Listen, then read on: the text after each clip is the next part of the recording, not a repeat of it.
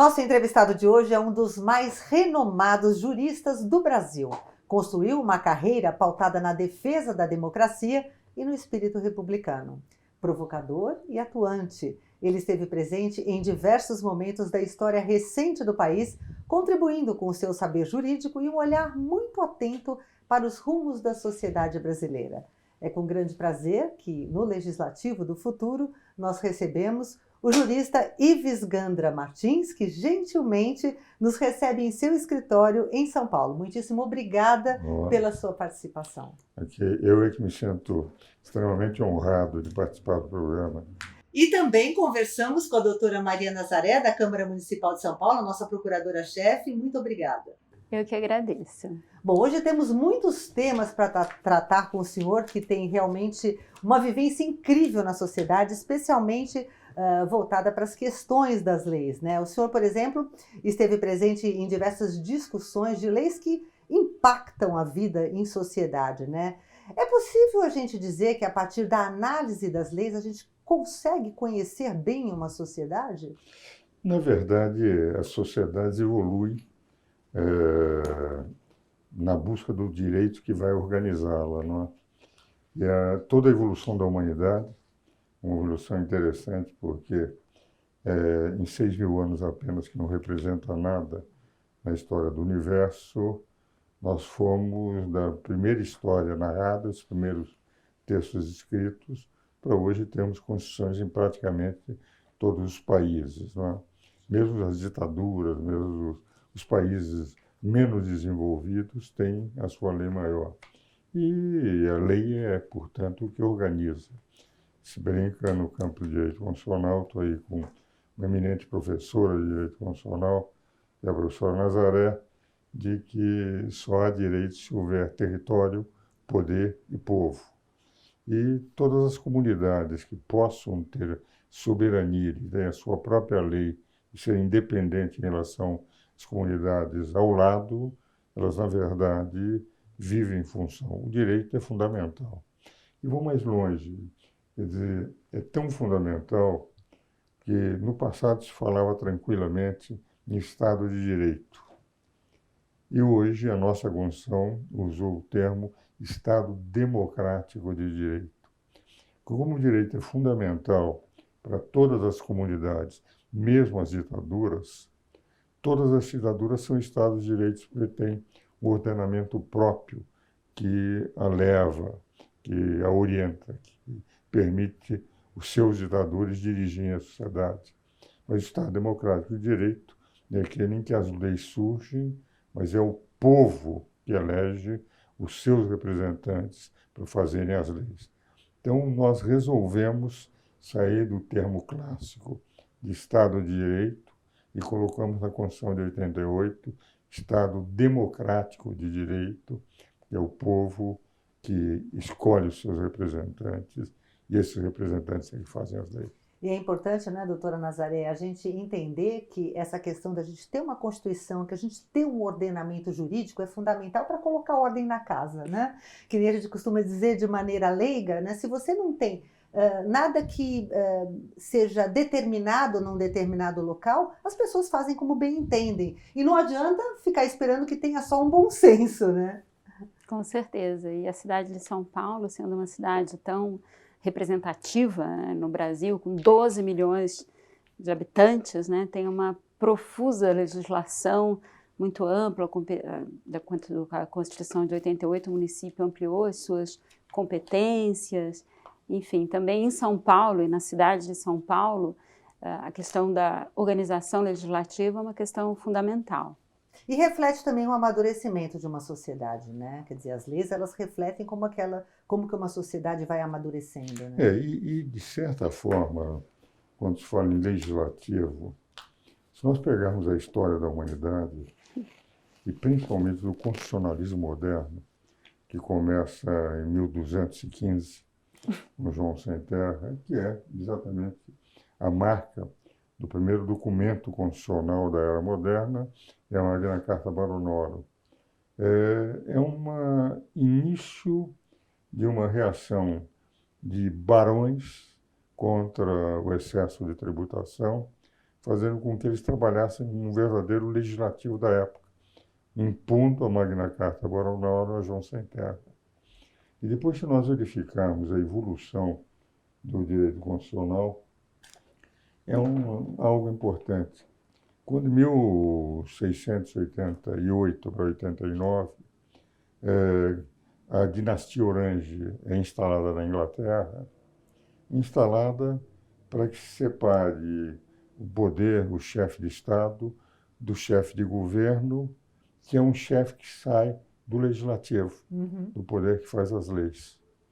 E eu digo isso com muita tranquilidade, porque desde menino eu gostava do parlamentarismo. No tempo de estudante fui parlamentarista. Acho que na Casa Legislativa é que nós temos efetivamente toda a representação da nação, e nós verificamos que isso influencia os próprios Estados Unidos.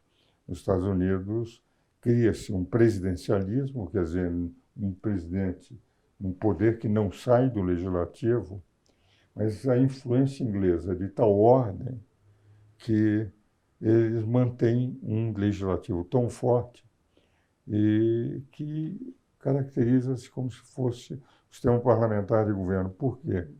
Quantos partidos tem de expressão na Inglaterra?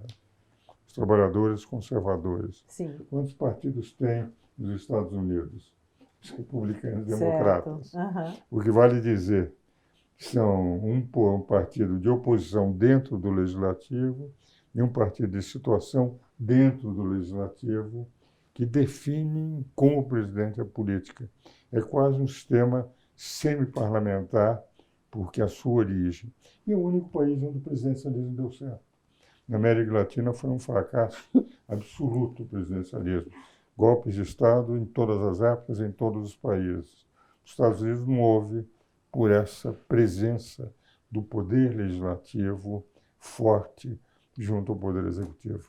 É muito interessante, né, ouvir desse saber todo do Dr. Ives, né, como ele defende com convicção as suas crenças e como também nos remete a pontos históricos, né, das leis mesmo. Agora, eu gostaria que vocês fizessem uma ponderação sobre essa questão das leis. Nós temos ainda, né, algumas leis que são bastante antigas, né, que elas, enfim, não foram reformuladas, né, que não acompanharam a evolução da sociedade, né. O senhor, doutor Ives, a partir da sua experiência, nessas legislações, elas deveriam ser mexidas ou elas vão continuar assim como estão por algum tempo? Veja o seguinte, doutora Elis, há um dado que me impressiona. Muitas vezes se tem a impressão de que uma lei ela é antiquada, teria que ser modificada, ou uma vontade de determinada corrente de pensamento que consegue influenciar a mídia, que isso deveria ser adotado, embora não se faça lei. Mas no legislativo, ele é a caixa de ressonância da sociedade, mais do que a mídia, que a mídia normalmente é a caixa de ressonância dos jornalistas. Eles têm uma certa linha de pensamento e procuram se encaminhar, embora seja extremamente importante a imprensa. Agora, o representante parlamentar, ele está em contato com o seu eleitor. Certo. Muitas vezes, quando não se modifica uma lei, é porque ele sente que o eleitor não está querendo que aquela lei seja modificada. E isto é que me faz dar importância maior ao legislativo, e tanto é verdade a importância dos legislativos, que na Constituinte, o título 4º da Constituição brasileira é dedicado aos 3 poderes. Certo. Que poder aparece em primeiro lugar? Poder legislativo. O poder É verdade. legislativo. E por que aparece o legislativo em primeiro lugar? Porque é o único que representa a totalidade da nação. No legislativo, eu tenho situação e oposição. Toda a nação é representada. Depois vem o executivo, por quê? Porque o executivo tem apenas a maioria da nação, mas não tem a totalidade da nação. Então, dentro de um regime democrático, primeiro é aquele que representa toda a nação, Depois é o segundo, que representa a maioria da nação. E terceiro é um poder técnico, que não representa a nação. Não representa, digamos, o povo. O poder judiciário representa a lei que não faz. Que quem faz é o legislativo e, excepcionalmente, o executivo. Mas o judiciário não pode fazer. Por isso vem como poder técnico para fazer respeitar a lei em terceiro lugar. Então, vê-se a importância do legislativo e como muitas vezes leis que podem estar antiquadas, não serem modificadas, outras que se desejam que não são produzidas, não são elaboradas, né? Porque os seus representantes populares entendem que não é o momento. E eles são a verdadeira caixa de ressonância do povo. E a senhora, né, doutora Nazaré, convive com isso diuturnamente, vamos colocar assim, né? Porque a senhora está muito em contato com as leis e os projetos de lei que são sugeridos em plenário e que, enfim, vão tramitar ou não, né? E é uma questão bastante interessante, enfim, para quem não conhece de perto como o legislativo funciona, passar a entender um pouco desse universo, né? Esse papel relevante que tem os parlamentares na medida em que representam, de fato, né, o seu eleitorado, e se isso é verdade em termos nacionais, numa cidade como São Paulo isso é evidente, né? A gente percebe como se formam as maiorias e os consensos e como, de algum modo, a legislação que é produzida, de fato, reflete o sentir comum do povo. O que eu vejo, doutor Ives, mais do que leis antiquadas, é uma certa desorganização legislativa. Muitas vezes, toda a legislação sobre um determinado tema poderia estar melhor organizada, a técnica de elaboração poderia responder melhor a, digamos assim, tornar acessível um determinado tema à população. No governo Fernando Henrique, houve todo um trabalho de se poder fazer uma compactação da legislação.